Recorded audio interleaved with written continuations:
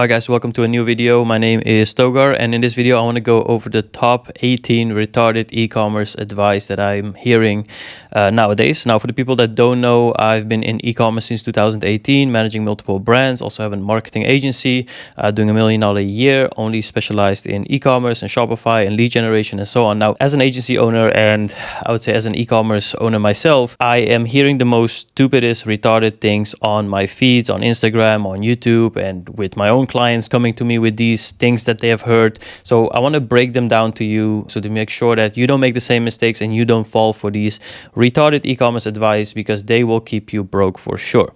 Okay, let's get started now. So we have the tiers here. We got the S tier. This is full retard level basically. A is still retard, but not that crazy. B is, pretty retard. C is actually not that bad. And D is actually pretty genuine advice. So it's not a retard level. So we're going to go over these topics right here and just see where we go basically. Now let's start with the first one. I like this one. Ads don't work anymore. Okay, I'm gonna put this directly in the S tier right now because it's the most retarded thing I've heard. All right, ads don't work anymore, because this is usually said by people who never actually learned how to run ads or understand consumer psychology. So when did ads actually die? Because these platforms, these marketing platforms like Meta, Google, TikTok, they're making more money than ever. So ads didn't die. If they died, then these platforms wouldn't make more money. Also, the CPM has been rising every year. So if CPM rises, means there's more people using it because there's more supply than demand, or in this case, eyeballs to target to. So you have to pay more to get more eyeballs. So this is completely retard level, honestly. To prove this as well, there's brands scaling every single day that come out of nowhere, start a completely new brand, start running ads, and immediately blow up, get to $1 million in 2, 3, 4 months even. And that's just possible because of ads. So don't blame the platform. I know it's easy to do so, because most people that do blame the ads and platform is because of their own incompetence. Okay, same thing as saying that, oh, gym doesn't work for me. Dude, gym works for everyone. You're just doing something wrong, clearly. All right, now let's move on to the next one, which is media buying doesn't matter, only the product does. Okay, I would put this probably, I want to put it in the S tier, but I'm going to put it in the A tier because it's a dumb oversimplification, simplification that, sounds nice on a quote or on an Instagram post or whatever. But media buying does matter. So for the people that don't know what media buying is, it's basically the person that's running the ads, setting up the strategy in those ads platform, the right targeting, the right audience, the right creative, the right headlines, and so on and so on. So a media buyer actually plays a very, very big role, because we, for example, in my agency, we have clients that have been trying ads themselves and getting mediocre results, and then coming over to us, we change the whole layout, the foundation of the structures of the ads, etc., and immediately we see an increase in ROAS. So what does that mean, right? It means the product is good. You have been selling till now, but with the right strategy, with the right people that know how to put the right foundation, you get even better results. So yeah, some products, they just sell better, like I said, with the right media buyer than the wrong one, I would say. Also, it kind of put all the pressure on the product. Like if media buying didn't matter, then that means what does matter? Like then we have the creative that's left and the product. So that you're basically putting all the effort and the weight on the product, which is not correct as well. All right, now let's go for another one. Let's take this one. You don't need to test creatives. Just make sure you have one really good ad. Now I would put this into the A category. It's pretty retarded if you ask me, because you do need to test creatives. Matter of fact, with this whole AI updates of Meta and Google, so Andromeda update and Google Performance Max updates, they actually want you to put more creatives out there in those ads because they have these different buyer personas that they're trying to target. And if you have more creatives, that means you have more angles. That means they can target more or different types of personas, So I would say testing is definitely necessary, and having just one good ad, like how does that even work if you don't know if you haven't tested before. Like how do you know what's a good ad? Only if you've seen bad ads, right? So you have to test a bunch of creatives to find a winning ad. Like I hear from clients every time, like, oh, we already tried 10 different creatives.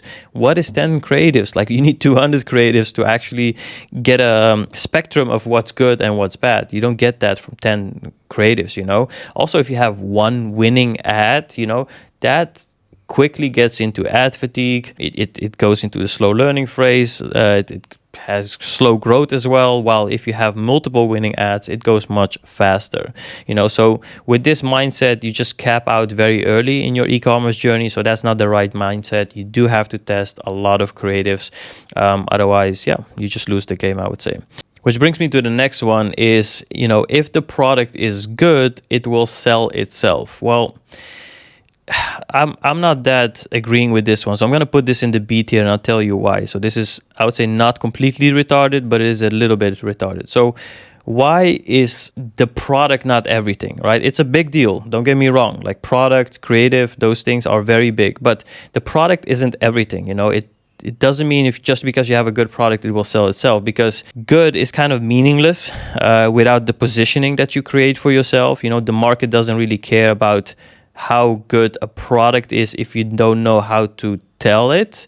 You know, amazing products come to the market and die every day, basically, because they have trash offers, because they have trash angles of positioning themselves, and so on and so on. So selling is not really optimal for these products because they don't know how to market themselves. Just because you have a good product doesn't mean that's it. You don't have to do anything else, because you still have to have a good website, a good offer, a good angle, and so on and so on. So I would say this is half true and kind of massively misleading, because if you do actually have a good product and it doesn't work and you didn't really test ads properly, you're going to just say, oh, it doesn't work, and it's the product, you know. Well, it's not the product, it's actually a good product, but you still sucked at positioning yourself to sell that product, right? So I would say I would put that in the B tier, honestly. All right, perfect. Let's go to the other one. So spam testing. I've seen this very often, you know, basically testing random products until something hits. I'm going to put this in the S tier, which is absolutely retarded, because this is kind of gambling with the Shopify logo on it, basically. So like, why not just go play roulette in a casino? Like, if you're gonna spam test products anyway, like, why you not go to the casino and just blow your money there, put your money on a number and roulette, and you get the same chances, or basically better chances, than with spam testing your products. Because if you're just randomly gambling with products you're testing, then that means you also don't think about your ICP, which is your ideal customer profile. You don't have any logic behind the foundation, the structure, the systems that you have created. You're just gambling. That's what I can't make it nicer than it is. I know a lot of dropshippers just say, test a bunch of products, see which one sticks, but that's not the way it works. You have to really be more prepared. Like, maybe it worked, honestly, in 2018. I wouldn't argue with this so much. I would put this maybe in the C tier. It's not that bad to just test a bunch of products. But nowadays, yeah, you're gonna lose, man. Ads are expensive. Competition is much better than back in the days. Yeah, spam testing is just not the way to go anymore. Now, which brings us to the next one. You know, just copy a winning product and everything will work out. I've heard this so many times. You know, oh, I copied this product and I know I'm gonna make money because the competitor is also making money. Well, it's kind of a single point of failure mindset to have, to just think that, oh, I only need one winning product.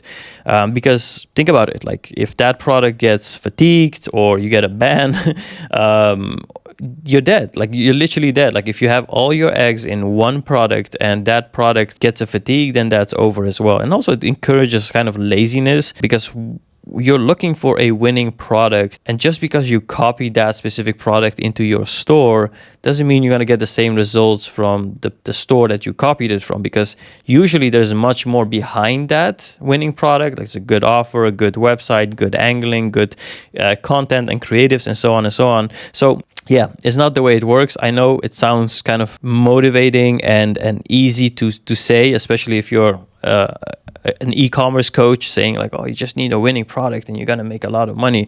But one product is not business, guys. It's not sustainable.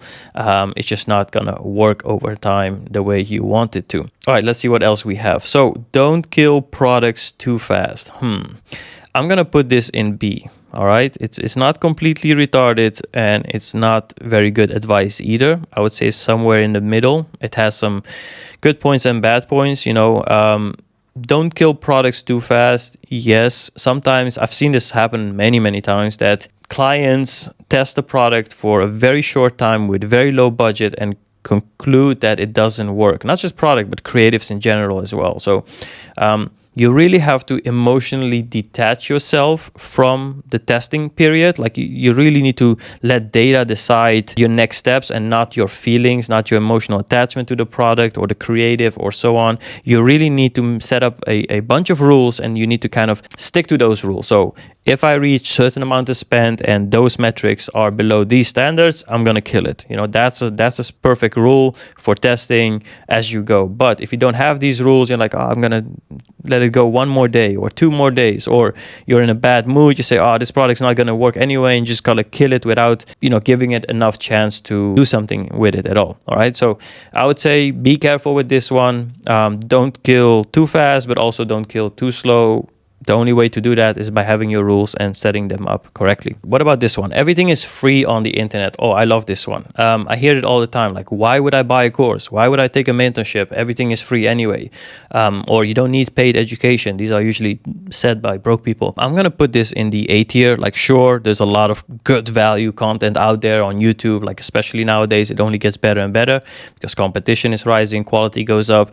So I wouldn't say it's completely retarded, but you need to, think straight here for a second, because yes, information is not the problem. All right, information is everywhere. It's a commodity right now. It's what you're paying for. If it's a good program or a course or whatever, coaching, you're paying for the structure. All right, because free content is everywhere, but it has no order. It has no structure that you follow. There's no path. There's no guidelines to it. It's just a scrambled information here and there without someone holding your hand through that information to get to your final destination. And also, some of that information is not valuable to you. He can tell you, or a coach or a mentor can tell you, like, forget about these stuff. They will not move the needle for you in terms of what you want for your goals. Focus on these stuff, for example, Yeah, and it's only good, this type of content that's free, if you know what to ignore and what not to ignore. Like right now, I'm at a certain point, I've had enough coaching, enough education myself, that if I look at content, I know what to do with it. I know where in that bucket it belongs to, because I know what to ignore by now. But if you're starting from zero, you don't know what to ignore. Everything sounds like the best idea, the shiny object. So you need to be very careful. Somebody needs to put you straight and really hold your hand through whatever is BS and whatever is actually good in terms of for whatever you want to accomplish, right? So it's kind of a cheap mindset most people have nowadays, but it has consequences, expensive consequences, I would say. So be careful with that mindset. Okay, now let's go to this one. Organic is better than paid ads. Well, I'm gonna put this in the B category because I know people making shit ton of money with organic. You know what? I'm gonna put it in an A category, because organic is definitely not better than paid ads, in my opinion, because organic gets you so far. Like, you have to really work with fucking influencers of top-notch level like Drake or Kim Kardashian if you really want to only make money with organic. But at a certain point, I'm assuming you're not going to reach that level. At a certain point with those small influencers, you will reach a certain type of revenue cap that you cannot surpass organically. That's where you have to really start leveraging ads, because that goes much faster. It's just ads is just a marketing on steroids. That's what I would say. Organic is cheap, but it's also very slow. The tools aren't good. Usually the tracking is a shit show as well. Like, especially if you're working with 500 influencers or 100 influencers or even 20 influencers, you kind of don't know where your sales are coming from if you haven't structured it correctly. So I would say it's a stupid mindset to have, thinking that organic is actually better than paid ads. All right. Which brings me to the next one, which is also kind of in the same category. Don't use AI for creatives. I'm going to put this in the A tier. It's pretty retarded, because every successful brand I know, or upcoming brand that's really doing very well, that those are already using AI, because AI just kind of speeds things up, especially in testing creatives. It speeds up a lot of things. You can test a bunch of creatives, angles, offers, ICPs, and so on. So everyone that's really serious is kind of already using it. Like, by the time you're watching this, any big brand is already using AI for their creatives. I can guarantee you that. Whoever is not using it is lagging behind every day more and more. So don't think, oh, we're not going to go with the AI trend because we're so authentic and so on. Sure, I'm not saying replace all your content with AI. That would be stupid, but you have to leverage AI to test faster and make better decisions as you go. Okay. Now, let's go to another one. This one is really fully retard level. Just run engagement or traffic campaigns first and then look further. Now, that's really retarded. This is what something Meta managers will tell you, basically. If you have ever had a call with a Meta tech support or advisor, marketing advisor, I don't even know what, account manager, that's what they call themselves. Usually these guys are completely retarded because they have, think about it. Like, these people, they are not actual ads experts. Sure, they work for Meta, but that's it. That's about it. Basically, they watched a training protocol of, 3 weeks, 4 weeks, whatever, a PowerPoint presentation on how to structure ads. They have zero life experience when it comes to that, like actual experience, practical experience. They all have received this theory of presentation of what to tell their customers when they come into a call and you teach them how to run ads, right? So usually what they tell you is, first run some engagements, then some traffic to warm up the pixel, and then create a retargeting ad. Complete bullshit, guys. That doesn't work. If your ads are not set up for purchasers, leads right away from the start, then you're just wasting money. You're actually doing the complete opposite of what the Meta reps are telling you. You're training the pixel for the wrong audience. So if you're going to create an ad for the exact conversion point that you want. Either that's a Shopify sale or a lead or a contact form being filled, whatever it is. Optimize for that. Don't optimize for traffic, engagement, and all those link clicks and whatever. Okay, it's complete BS. It will just easiest way to get broke, basically. Then let's take this one. You need a perfect website before running ads. Now, I'm a big believer in websites, so I'm gonna put this in the D tier. I don't think this is very retarded at all. I think that's actually good advice. Now, a lot of people will argue with me like, oh, you don't need a perfect website. You can just run some ads first. Sure, if you're not focusing on maximum profitability, but the website needs to be good. The offer, the whole customer journey, when they come on the website, the logic, it needs to be there before running ads, because running ads is expensive, and if you're running ads to a page that's not optimized, what you get is usually false statistics or data that you take decisions on. So imagine this, like, let's say you have a good product, a good creative, but the landing page you're sending them to, it's a bit shitty. It doesn't have unique selling points on it, no shipping policy, no return policy, no information like why they should buy from you, or if they're the only fool buying from you at all, and you don't have any reviews. Like, let's say you have a good product, good creative, you get the clicks, you get to the website, they don't buy, and now here you are thinking, oh, it's my product, this thing doesn't work. Well, if you just optimize your website, you would speak completely different. So I actually value a good website a lot, and I think more people should do that as well.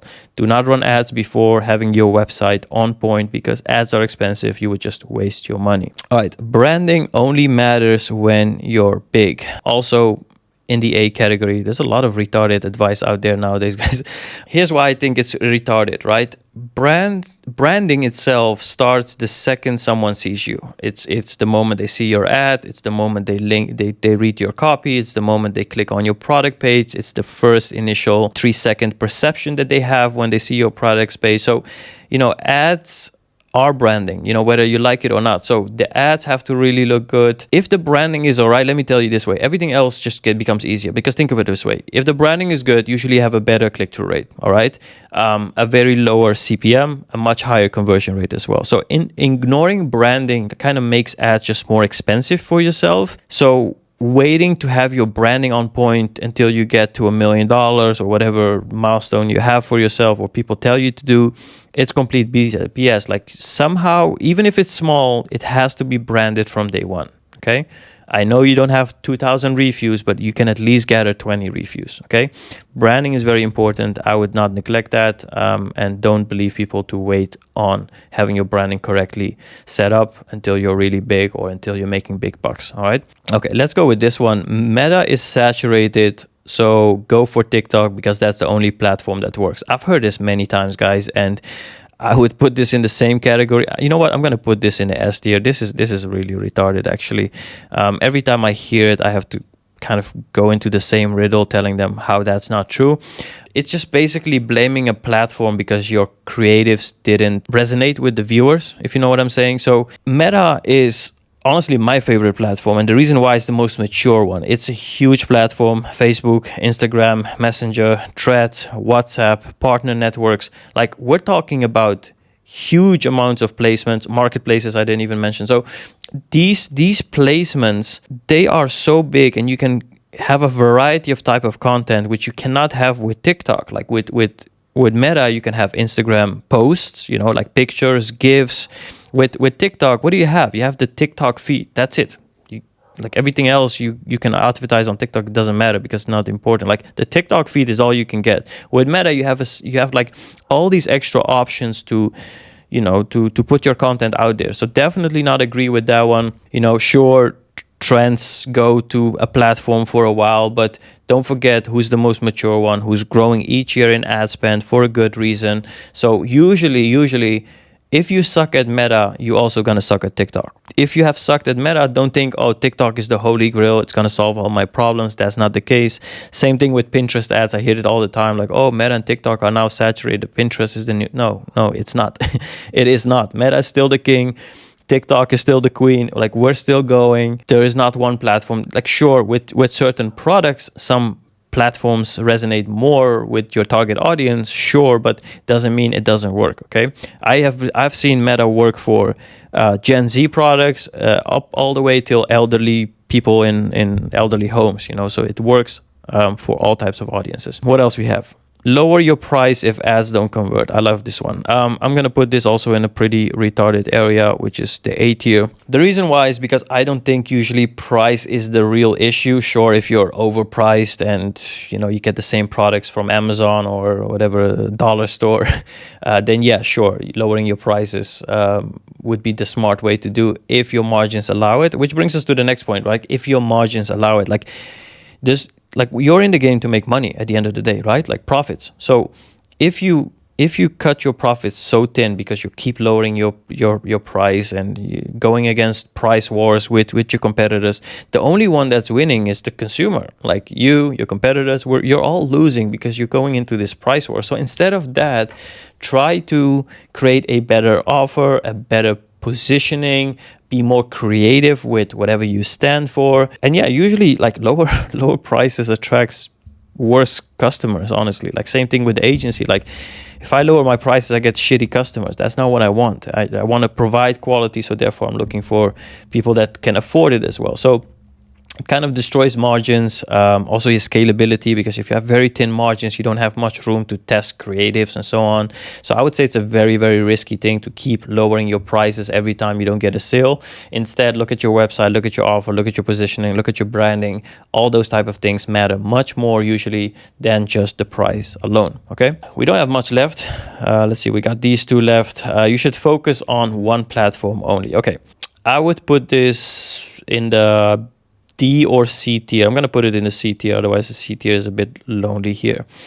And the reason why I put it in the C tier is not retarded advice at all, to focus on one platform only, especially in the beginning. Okay, I'm not talking about mature phase, I'm talking about startup phase. If you're in a startup phase, usually your capital is thin, you try to be lean, you try to make as much money as possible with the least amount of expenses. So spreading your budget, your marketing budget thin through all these multiple platforms that are out there, Facebook, Meta, Google, TikTok, Pinterest, Bing ads, all this type of stuff. Like, it's not going to do you well because you're not there yet. The positioning is not there yet. The brand is not there yet. So I would say do focus on one platform only, especially in the beginning, maximum two. So Meta and Google, I think those are fine to start with together, but going for Meta, TikTok, Pinterest, and Snapchat at the same time, that's not going to work. It's just a waste of money. And like I said, not the way to start a lean entrepreneurship or lean business from the start. Okay. Then we have the last one, which is scaling just means increasing the budget. Yeah, I've heard that many, many times. I'm going to put this in the A tier, although we don't even have space anymore. I've heard this from clients as well, like, oh, let's just scale. All you have to do is just increase the budget. That's not true, you know. Scaling kind of amplifies whatever already exists. So you have some leakage in your funnel. The scaling will only double that leakage. So the margins usually gets much less and get more thin because CPM rises when you scale aggressively.